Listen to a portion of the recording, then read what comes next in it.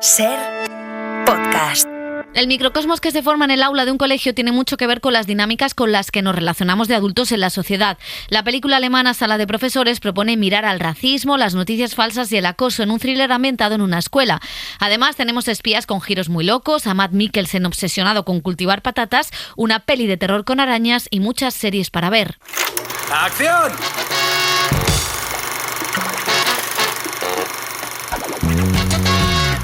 El cine en la Ser con Pepa Blanes.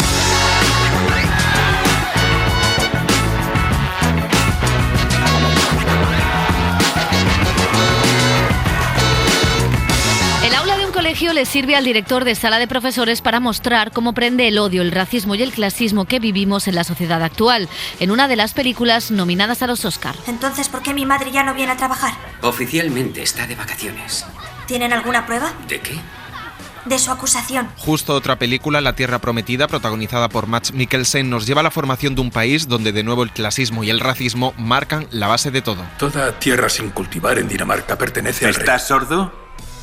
Es mía. ¿Está en posesión de un catastro que lo demuestre? Debo de haberlo perdido. Hay también thrillers de espías con vocación de petarro en la taquilla. Argyle es la propuesta de Matthew Vaughn con Henry Cavill y, atención, Dua Lipa. Tú y yo somos iguales. Tú eres una terrorista. ¿Y en qué, agente Argyle? Te conviertes a ti. Tenemos también cine de terror francés. Vermin, la plaga, es una película sobre cómo los vecinos sobreviven a una legión de arañas venenosas. ¿Te interesan esos bichos? Buah, estas cosas me flipan que te cagas. Vale, pero ten cuidado. Tranqui, yo entiendo de esto. Y en nuestro camino a los Goya, la primera mesa de intérpretes con Hugo Silva, Patricia López Arnaiz y Luisa Gabasa. ¿Qué oficio te permite ser 100.150 mujeres diferentes sin dejar de ser tú? Y encima te pagan. Yo creo que es una terapia. En televisión seguimos en Francia con uno de los thrillers de corrupción más escalofriantes. Sangre y dinero es la serie de Xavier Giannoli que protagoniza Vincent Landon. Lo importante es saber que los delincuentes se han dado cuenta de que es más fácil operar en los mercados financieros que atracar un banco.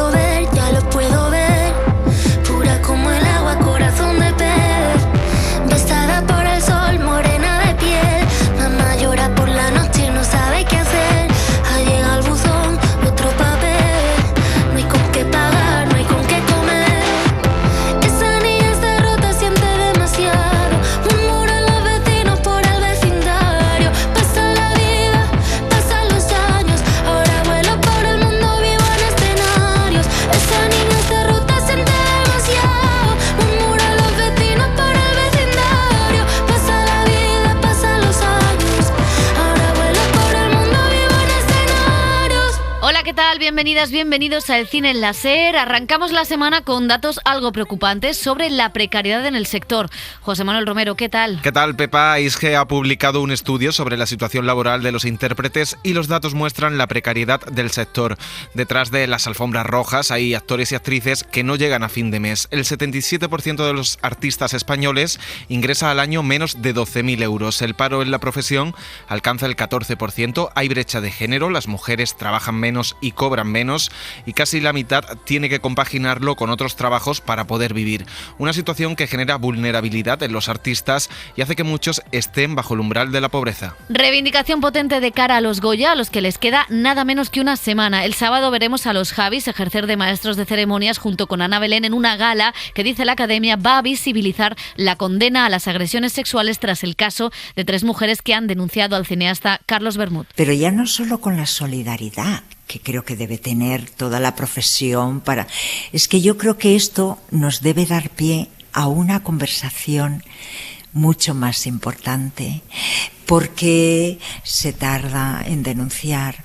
¿Por qué esta soledad cuando estas mujeres después de X años deciden contarlo? ¿Por qué no han encontrado el entorno y las personas que les digan yo te acompaño? Nosotros hemos juntado esta semana a un grupo de actores y actrices nominados que han hablado precisamente de precariedad, de humildad y de la incertidumbre del oficio. Son Luisa Gabasa, Juan Carlos Bellido, Janet Novas, Patricia López Arnaiz y Hugo Silva.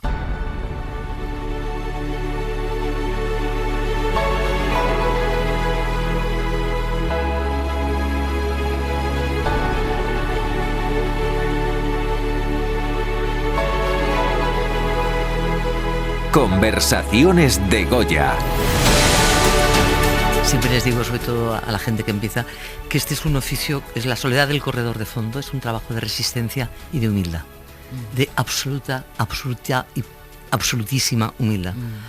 Es algo que me parece que tendría que ser inherente a este oficio nuestro y que no siempre es así. Dedicarse a esto también supone aceptar y saber gestionar un montón de sinsabores, ¿no? Estamos constantemente durante una carrera escuchando tú no, para de vez en cuando a que alguien te diga que sí, ¿no? Y te abra la puerta. ¿Cómo esté el director o la directora? Anímicamente, así está el equipo entero. O sea, ya no es una cuestión nuestra, de nuestro departamento artístico, es un poco de todo. Y no estoy hablando del resultado final, estoy hablando del clima que se genera en el rodaje. Es súper importante. Creo que también te da un espacio a probar cosas o a lanzarte a cosas que tú sabes que va a haber una mirada desde fuera, que si te estás pasando de rosca o que si va lejos, o no, una mirada en la que confías que es una mirada con gusto o con la que tú compartes, ¿no? Totalmente. Porque si no te da más duda y te sientes tú que tienes más que tienes que controlarlo tú más, ¿no? Como te autocensuras. Tengo mi propia compañía, muy pequeñita de danza, y he trabajado mucho sola y hago todo yo. El hecho de tener, o sea, de solo ocuparme de una cosa, me di cuenta de que puedes dar el 100%.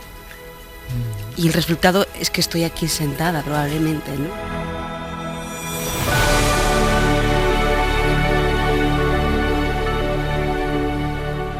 Y ahora sí, nos vamos con los estrenos de la semana. Empezamos con una metáfora de la sociedad actual. Sala de profesores es una de las películas que va a competir con Bayona en los Oscar, un thriller ambientado en un colegio alemán donde surgen todos los comportamientos racistas, clasistas y manipuladores que vivimos en la sociedad. El escritor William Golding nos mostró cómo los niños emulan los comportamientos que ven en sus padres, en sus profesores y en la televisión. Lo hizo en la novela El Señor de las Moscas, con esos niños supervivientes en un accidente de avión que mantenían las mismas dinámicas de poder y violencia que sus padres y profesores. Esa es la idea que coge el director alemán de origen turco, İlker Katak, y que ha formulado un estimulante thriller que ha conseguido colarse en la temporada de premios. Sala de profesores es la película alemana que ganó 2 premios en la pasada Semid. La escuela es como una metáfora de las sociedades porque están construidas como los estados. Hay un presidente, hay maestros que tienen poder, hay estudiantes, si tienes el periódico, el equivalente a los medios de comunicación. Todos estos elementos conforman un pequeño país dentro de la escuela. Éramos conscientes de esto, por eso hemos hecho una película que habla de cosas que suceden en la sociedad. La película nos mete en una escuela de primaria en Alemania. Clara es una joven profesora de matemáticas que empieza su trabajo allí, cargada de ilusiones, pero un pequeño hecho rompe todo el hechizo. Un pequeño hurto hace que la dirección requise las carteras de los alumnos de una manera intimidante, y eso desencadena una serie de consecuencias y reflexiones que van en aumento y que acaban poniendo en jaque la convivencia escolar, la comunicación y sacando todo lo terrible que puede pasar en un aula o en la sociedad misma. Pero bueno, ¿qué pasa aquí? ¿Es cierto que quieren expulsar a Oscar? Jenny, no tengo ni idea de dónde ha salido ese rumor, pero si fuese cierto habría que preguntarle a Oscar. ¿Tienes que contarnos algo, Oscar? El guionista y el director iban juntos al colegio en Estambul y cuentan que allí vivieron un incidente similar. Teníamos alrededor de 15 años y un día, de repente, 3 profesores entraron en clase y nos pidieron que pusiéramos las carteras sobre la mesa. Y nos dimos cuenta de que 20 años después estábamos hablando de eso, de por qué lo hicieron, de las formas, de la falta de privacidad que sentimos en ese momento, y vimos que podría ser un buen punto de partida para una historia.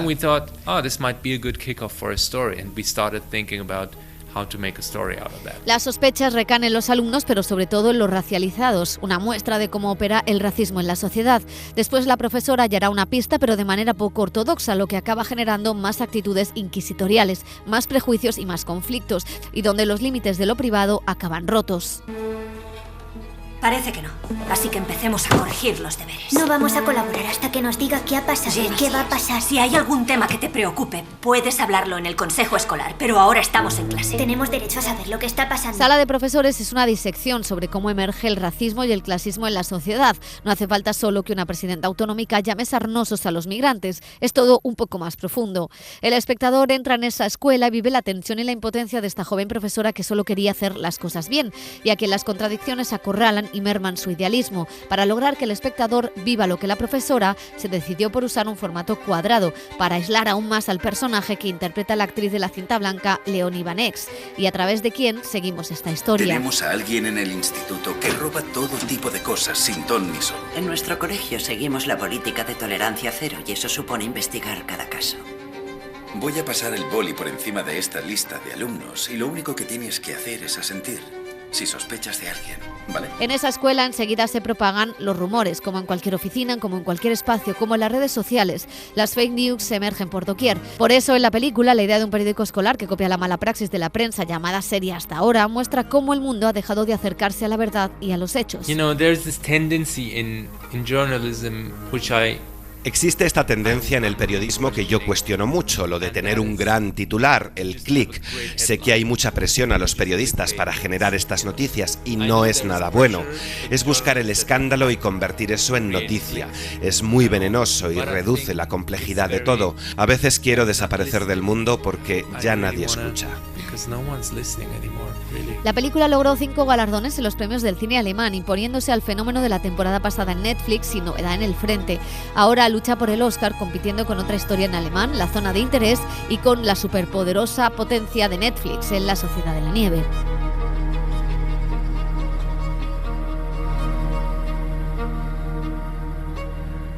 Esos comportamientos que muestra Sala de Profesores no son nuevos, vienen de lejos, como nos indica el siguiente estreno. La Tierra Prometida es una película danesa donde Mads Mikkelsen nos introduce la historia de un desclasado que se enfrenta a la nobleza, un soldado del rey, un bastardo que se empeña en fundar una nueva colonia llena de desarraigados y parias de la tierra con la oposición de los nobles del lugar.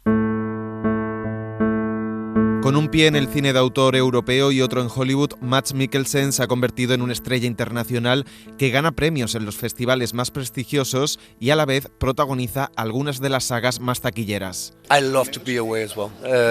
Me encanta estar fuera, pero no hay nada como volver a casa. Son mis amigos, es mi lengua, son mis historias, es algo único. Y ahí es donde empecé, así que sí, es especial. Ahora regresa a casa de la mano de su compatriota y vecino Nicola Arcel, con el que ya trabajó en Un asunto real. Quizá debería decirme qué hago aquí. Está aquí por construir en mi tierra sin permiso. En La Tierra Prometida, Mikkelsen es un capitán del ejército retirado y arruinado, un hombre de clase baja que llegó a lo más alto en las batallas militares y que ahora busca el permiso del monarca para crear una colonia en una tierra inhóspita. ¿Su tierra? Sí, mi tierra, de Schinkel. El páramo es del rey. Toda tierra sin cultivar en Dinamarca pertenece al rey. ¿Estás sordo? Es mía. Un soldado un tanto lunático y muy testarudo que se propone cultivar patatas en un páramo de la península de Jutlandia para recibir una condecoración del rey. Absolutamente, es parte de la historia. Todo el mundo tiene ambiciones en esta película, sí, puedo reconocerlo, pero no en esa escala. He dicho a menudo que no soy ambicioso en el sentido personal. Soy ambicioso con el proyecto que hago, con que esta película acabe formando parte de mi carrera. Es un personaje que cree que no necesita a nadie porque tiene una meta, pero luego dice, espera, necesito a alguien. Es un viaje pequeño pero hermoso. El protagonista, como decíamos, un hombre obstinado y dispuesto a todo para llevar a cabo su misión, va por un lado construyendo una comunidad y una familia alternativa. Deje de hablar como si conociera al rey. Él ni siquiera sabe que existe. ¿Logrará construir su asentamiento? Sí. Y por otro se enfrenta a uno de los señores de la zona, un joven aristócrata capaz de quemar y matar a sus vasallos. El páramo es la creación de Dios en todo su esplendor. ¿Por qué castrar a una bestia salvaje que quiere ser libre? Dios puso al hombre en la tierra para crear la civilización. Dios es caos. La vida es caos. No, la guerra lo es. Pero gana quien consiga controlarla.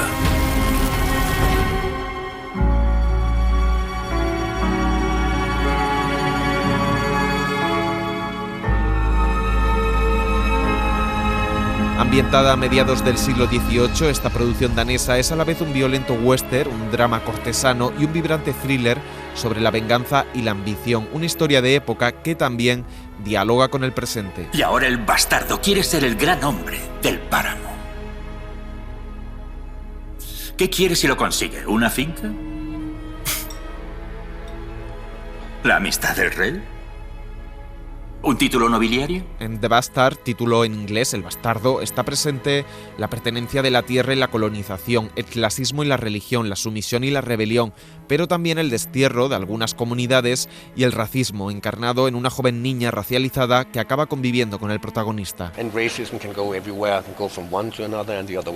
El racismo puede estar en todas partes donde vayas, va de unos a otros y al revés. No cabe duda de que es parte de la historia, el miedo del hombre a lo desconocido, a algo que no puede reconocer. Y también lo ves en los animales, no estamos tan lejos de ellos. Y a veces tiene sentido ese mecanismo del miedo. Otras no tiene absolutamente ningún sentido. Estas personas no estaban al tanto de eso. Esta niña era solo una mercancía. La mandan de un lado a otro.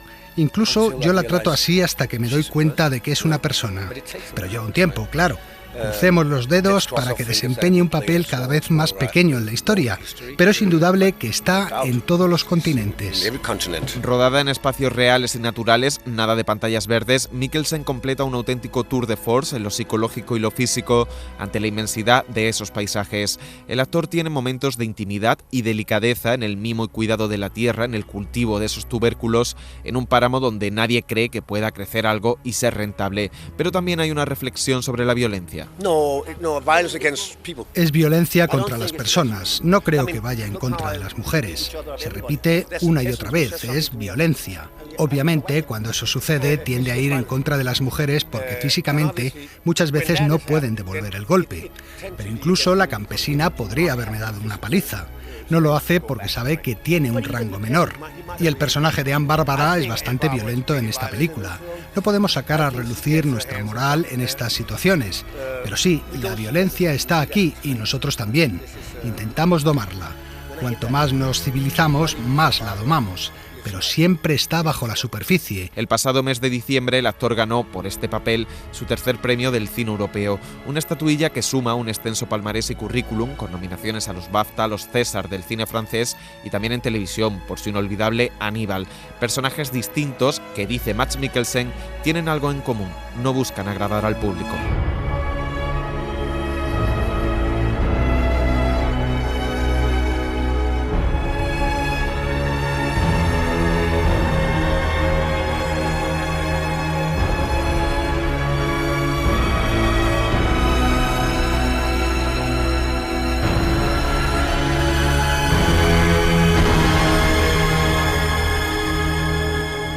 Y vamos con cine de espías. Argylle es la nueva propuesta de Matthew Vaughn, con un reparto liderado por Henry Cavill, donde no falta Dua Lipa. Nos sumerge en este nuevo universo Helio Castro.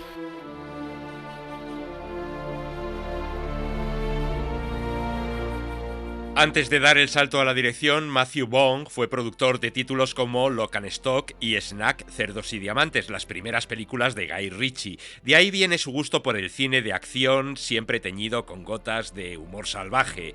Hace 10 años dirigió una película que tuvo un grandísimo éxito. Como algunos aprendieron anoche, el trabajo en equipo es primordial en Kingsman. Kingsman, Servicio Secreto, inauguró una franquicia que tenía unos referentes muy claros. ¿Le gustan las películas de espías, señor DeVere? Hoy en día todas son un poco serias para mi gusto, pero las antiguas eran maravillosas. Acción, humor, algo de misterio, una especie de películas de James Bond pero tomadas en broma. Siempre he pensado que las películas de James Bond estaban a la altura de su malvado. De pequeño yo soñaba con ser un pintoresco megalómano. Ahora Matthew Vaughn vuelve a repetir esa fórmula con un nuevo título. Es hora de que conozca al verdadero agente Argyle. Bryce Dallas Howard, la actriz que vimos en El Bosque o Manderley, es en la película Ellie Conway una escritora de novelas de espías, unas novelas protagonizadas por un agente guaperas llamado Argyle. Tú y yo somos iguales. Tú eres una terrorista. ¿Y en qué, agente Argyle? Te conviertes a ti. Un día la realidad y la ficción se entremezclan mientras viaja en un tren. Soy un gran fan y te lo juro por Dios, este es el mejor y no lo digo por decir. ¿Así? ¿A qué se dedica? Al espionaje. Vaya. Cuanto más grande es el espía, mayor es la mentira. ¡Qué atrevido! Conoce a un pasajero interpretado por Sam Rockwell, el actor que ganó el Oscar por 3 anuncios en las afueras, que dice ser un espía, pero que estéticamente es el polo opuesto al protagonista de sus novelas. No te esperabas que un espía tuviera esta pinta, ¿eh? Pues, para ser justo, sí es el único fallo que tienen tus libros. Un guaperas con americana del cuello mao y un peinado ridículo suele destacar en un tren entre los demás pasajeros del vagón. Comienza así una disparatada trama en la que los argumentos de las novelas van cobrando vida. ¿Quién es esta gente? Espías de la vida real. ¿Por qué se preocupan por mí? Porque es usted una maldita adivina, Ellie. Lo que ha escrito en su libro ha ocurrido de verdad, alborotando un avispero que ni usted conocía. Argyle cuenta con un gran reparto coral. Además de Bryce Dallas Howard y Sam Rockwell, podemos ver a Bryan Cranston, el actor de Breaking Bad, Henry Cavill, el Superman del Hombre de Acero, John Cena, Ariana DeBose y en un pequeño papel Dua Lipa. Espero que baile usted tan bien como viste. Solo hay una forma de saberlo. Y esa es otra de las bazas que juega Argyle, una potente banda sonora con bailes y canciones y una sofisticada puesta en escena en donde destaca el vestuario, el color y la coreografía de las peleas que muchas veces parecen un ballet entre golpes y disparos. ¡Sí! ¡Adoro este libro! La película, sin embargo, está muy lejos de ese primer Kissman. Argyle hace aguas por todos los lados, ni divierte ni entretiene, solo se salva un pequeño protagonista. Dios, odio a ese gato. El gato del personaje de Bryce Dallas Howard, que visto lo visto merecería más escenas en el film. Pero mucho nos tememos que en el futuro veamos más películas de Argyle. Quiero a todos tras ellos. Tiene que escribir el siguiente capítulo. Solo el tiempo nos dirá si se convierte o no en una nueva franquicia. De momento, por si le pica la curiosidad, ya está en los cines Argyle.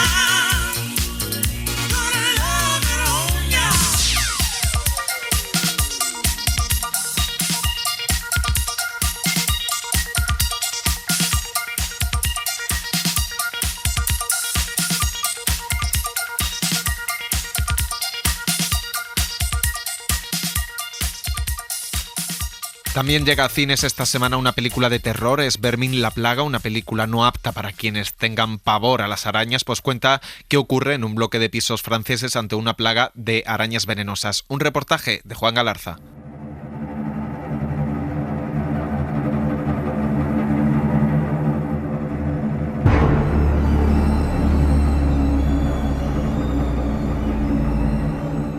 El cine de terror es un inmejorable constructor de pesadillas, ya sea a través de criaturas puramente sobrenaturales o de seres cotidianos deformados y transformados en monstruos.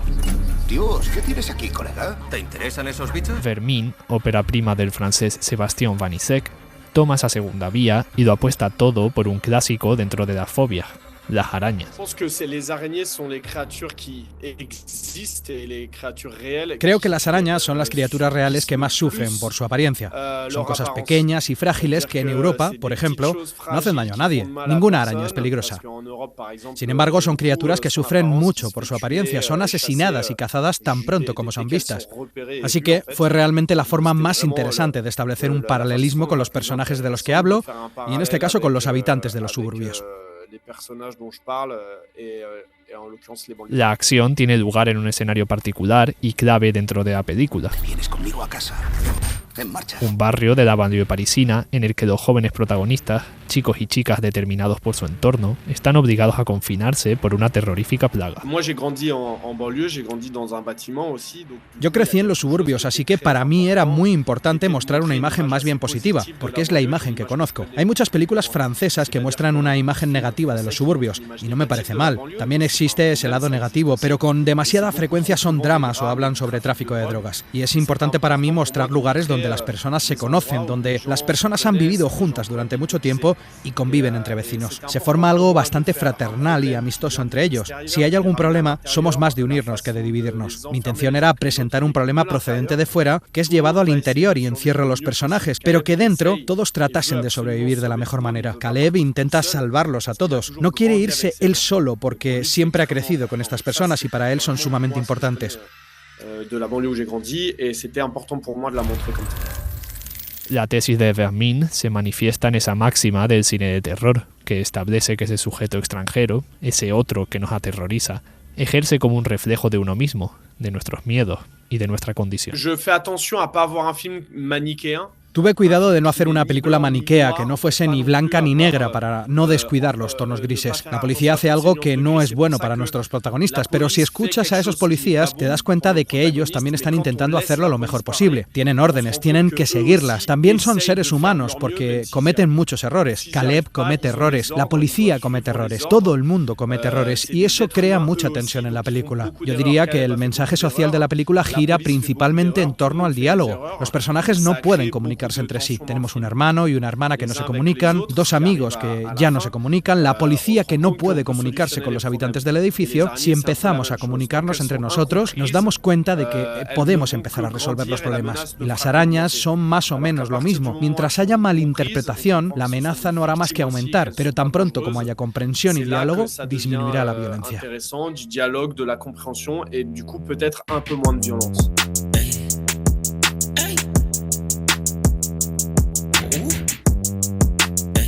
La acción, situada en su totalidad en el interior de un edificio, deriva en una experiencia claustrofóbica dentro de un escenario que se manifiesta como un microcosmos de la realidad periférica de París. La idea era encerrar a la gente en una caja y ver cómo afrontan sus problemas. Hay mucho desprecio en la forma en la que se manejan los problemas de los suburbios. Se les intenta encerrar, mantenerlos alejados y dejar que las cosas se arreglen solas, como si juntasen animales e insectos en una jaula para ver cuál sobrevive. Ese es uno de los problemas que ocurren y como resultado, la violencia no hace más que aumentar dentro de estos microcosmos, porque, de hecho, hay muchos problemas que vienen de fuera y que poco a poco están asfixiando gradualmente a estas personas que viven juntas. Presentar en la película un escenario tan cerrado nos permite establecer un verdadero paralelismo entre los animales encerrados en cajas, como los viveros de Caleb, y ellos mismos, que se encuentran encerrados más adelante en la película y que no pueden escapar. También hay un tema de protección animal y animalismo. Soy una persona que está más bien en contra de los zoológicos, y es cierto que tengo la mentalidad de que cuando amas a los animales, cuando te gusta verlos, no los quieres ver enjaulados en espacios pequeños donde están desnutridos y no son libres. Ese es básicamente el punto de la película. Es una reflexión sobre la libertad, ya sea para los animales o para los humanos. Debemos dejar que todo lo que vive tenga derecho a expresarse y a vivir como quiera.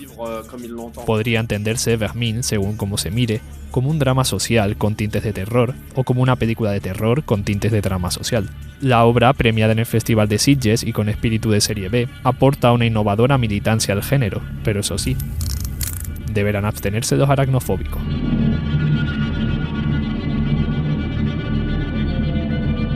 Y antes de pasar a la televisión, un apunte. En El Adamán es el documental que ganó el Oso de Oro en Berlín, donde Nicolas Philibert mete su cámara en uno de esos barcos del Sena que sirve de centro de día para los pacientes psiquiátricos. Mais je pense que ça nous concerne tous, parce que Creo que es algo que nos concierne a todos. A veces levantamos una especie de barrera entre aquellos a quienes denominamos normales y aquellos a los que no, entre locos y cuerdos. Yo creo que en realidad no hay barreras. Si hay fronteras, siempre porosa y fluida. Tenemos de la misma humanidad, tenemos mucho en común. Cuando conoces un poco el mundo de la psiquiatría te das cuenta de esto. Los clichés desaparecen y nos damos cuenta de que hay gente extremadamente lúcida e inteligente, gente hipersensible y por esa razón muy dolida. Yo me siento muy movido por todos los que me he encontrado, por la vulnerabilidad que hay en este mundo. Es un campo inmenso que nos habla del alma, de los tormentos humanos y del estado de la sociedad. El cine en la SER con Pepa Blanes.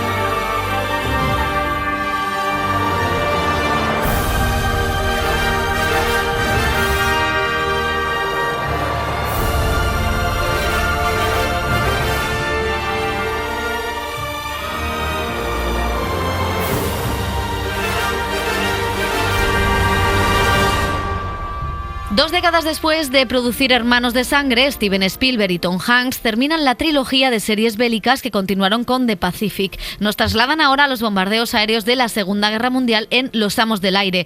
Dani Garrán, ¿qué tal? Hola Pepa, mucha épica y mucho realismo en esta serie bélica que narra los bombardeos pesados estadounidenses lanzados sobre Alemania y la Europa ocupada por los nazis, con Austin Butler y Barry Keoghan como héroes de la brigada.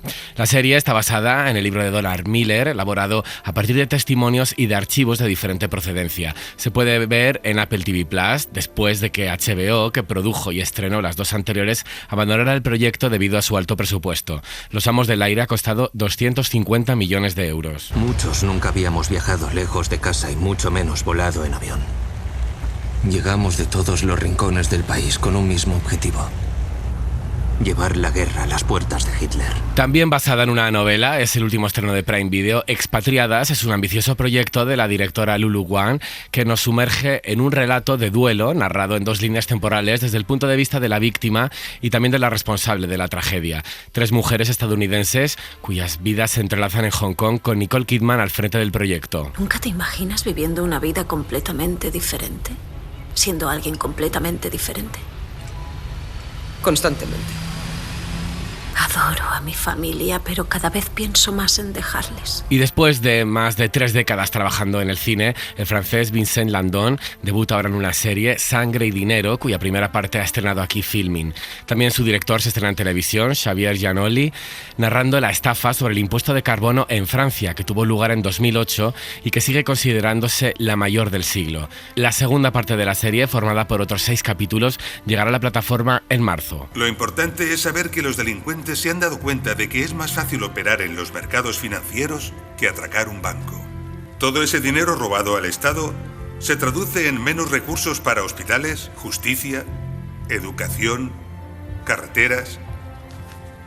Por ello, la lucha contra el fraude fiscal, contra el fraude del IVA, contra el blanqueo de capitales, se ha convertido en una cuestión primordial y esencial para la democracia.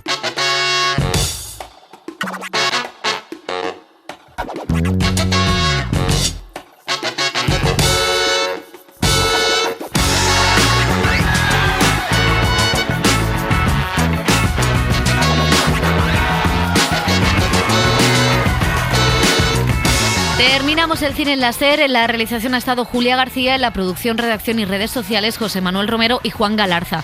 Nos vamos con Chinatown, una película que nos recuerda que la corrupción aparece en cada lugar. Francamente, esta noche Me ha salvado usted el pellejo. Dígame, señor Gitis. ¿Suelen ocurrirle esas cosas a menudo? ¿Por qué dice eso? Porque juzgando solo a base de una tarde y de una noche, si siempre trabaja de esa manera, yo diría que es un milagro si logra salir indemne al cabo del día. La verdad es que no me ocurría desde hacía mucho tiempo. ¿Cuándo fue la última vez? ¿Por qué? Es una pregunta inocente. El cine en la SER con Pepa Blanes. Para no perderte ningún episodio, síguenos en la aplicación o la web de la SER, Podium Podcast o tu plataforma de audio favorita.